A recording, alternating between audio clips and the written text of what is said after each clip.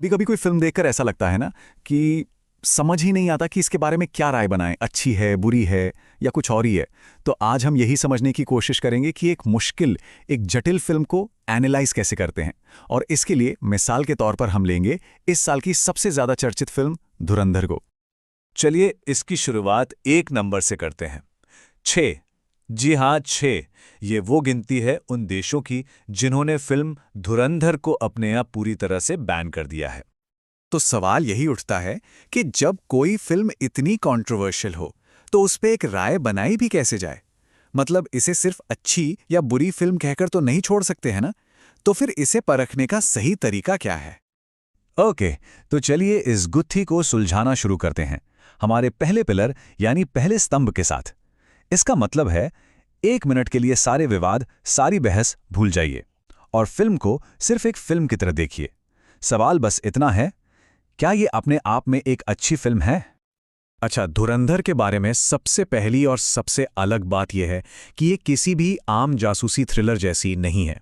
मतलब ये उन फिल्मों की तरह बिल्कुल नहीं है जो एकदम ग्लॉसी पॉलिश्ड होती हैं। नहीं, ये एक बहुत ही डार्क, बहुत ही ग्रिटी, खुरदुरी थ्रिलर है। यहाँ एक्शन देखने में मजा नहीं आता, बल्कि महसूस होता है, दर्द होता है। फिल्म की दूसरी सबसे बड़ी ताकत है इसकी एक्टिंग, खास तौर पर अक्षय खन्ना का विलन का किरदार। क्रिटिक्स ने भी उनकी परफॉर्मेंस की बहुत तारीफ की है। जैसा कि एक रिव्यू में लिखा था, साल का बेस्ट परफॉर्मेंस, भयानक, शांत और डरावना। और सच में ये एक ऐसी परफॉर्मेंस है जो पूरी फिल्म को एक अलग ही लेवल पर ले जाती है। तो अगर हम सिर्फ आर्ट की बात करें, मतलब सिर्फ फिल्म मेकिंग की, तो बात एकदम साफ है। इसका डायरेक्शन कमाल का है, जो टेंशन बनाए रखता है। फिल्म का टोन बहुत डार्क और रियलिस्टिक है और परफॉर्मेंस तो है ही जबरदस्त। इन सब वजहों से धुरंधर टेक्निकली एक बहुत ही मजबूत, बहुत अच्छी बनी हुई फिल्म है।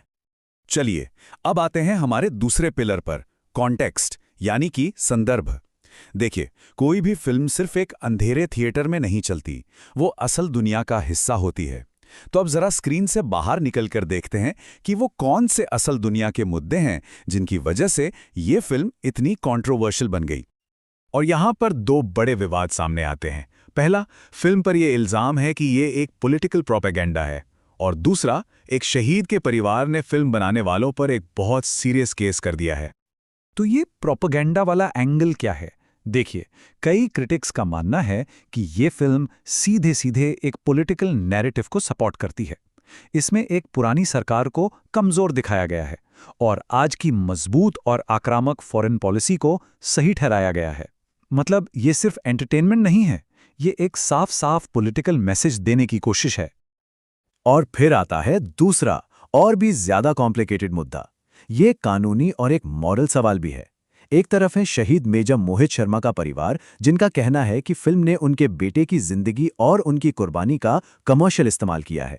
और दूसरी तरफ है फिल्म मेकर्स, जो अपनी सफाई में कह रहे हैं कि ये कहानी तो सच्ची घटनाओं से सिर्फ प्रेरित है, पूरी तरह से फिक्शन है। तो हमारे एनालिसिस का तीसरा और आखिरी पिलर है रिसेप्शन, यानी फिल्म पर दुनिया का रिएक्शन कैसा रहा। क्योंकि सोचिए, कोई भी फिल्म ऑडियंस के बिना अधूरी है ना। और लोग, क्रिटिक्स, यहां तक कि सरकारें जब किसी फिल्म पर रिएक्ट करती हैं तो उस फिल्म का मतलब ही बदल जाता है। और रिएक्शन का सबसे एक्सट्रीम फॉर्म होता है सेंसरशिप। मतलब जब सरकारें ये फैसला करती हैं कि उनके देश के लोग क्या देख सकते हैं और क्या नहीं। ज्यादातर ये पॉलिटिकल या कल्चरल वजहों से होता है। ये एक तरह से आर्ट पर बाहर से लगाया गया कंट्रोल है। और धुरंधर के केस में यही हुआ। 6 गल्फ कंट्रीज ने इस फिल्म को बैन कर दिया। क्यों? क्योंकि उन्हें लगा कि इसका कंटेंट एंटी पाकिस्तानी है और पॉलिटिकली बहुत ज्यादा सेंसिटिव है। ये इस बात का परफेक्ट एग्जाम्पल है कि कैसे एक देश की कहानी दूसरे देश के लिए एक बड़ा पॉलिटिकल मसला बन सकती है। तो अब इन तीनों पिलर्स को एक साथ लाते हैं। एक तरफ है फिल्म की आर्ट, दूसरी तरफ है उसका रियल वर्ल्ड कॉन्टेक्स्ट और तीसरी तरफ है उस पर हुआ रिएक्शन। तो इन सब अलग अलग टुकड़ों को जोड़कर एक बैलेंस्ड ओपिनियन कैसे बनाया जाए? ऐसा ओपिनियन जो अच्छी लगी या बुरी लगी से कहीं आगे का हो। तो निचोड़ ये है, ये एक 3 स्टेप का फ्रेमवर्क है जो किसी भी मुश्किल फिल्म को समझने में मदद कर सकता है। पहला, फिल्म की आर्ट को एनालाइज करो। दूसरा, उसके आसपास के कॉन्टेक्स्ट को समझो। और तीसरा, उस पर हुए रिएक्शंस को देखो। इन तीनों को मिलाकर जो राय बनेगी वो कहीं ज्यादा गहरी और मजबूत होगी। और ये फ्रेमवर्क हमें एक बहुत ज़रूरी बात सिखाता है कि कोई चीज़ एक ही समय पर कई सारी चीज़ें हो सकती हैं। मतलब एक ही सच के कई पहलू हो सकते हैं। धुरंधर इसका सबसे बड़ा सबूत है। ये एक ऐसी फिल्म है जो टेक्निकली तो शानदार है, इसमें कोई शक नहीं, लेकिन साथ ही ये मोरली कॉम्प्लिकेटेड भी है और पॉलिटिकली बहुत पोलराइजिंग भी है। ये तीनों बातें एक साथ सच हैं। और आखिर में ये पूरी एनालिसिस हमें एक बड़े सवाल पर लाकर छोड़ देती है। धुरंधर जैसी फिल्म को देखकर ये सवाल उठता है कि प्रोपेगेंडा और देशभक्ति के बीच की वो बारीक लाइन आखिर खींची कहाँ जाए। और अब इस फ्रेमवर्क को इस्तेमाल करके इस सवाल का जवाब हर कोई अपने लिए खुद ढूंढ सकता है।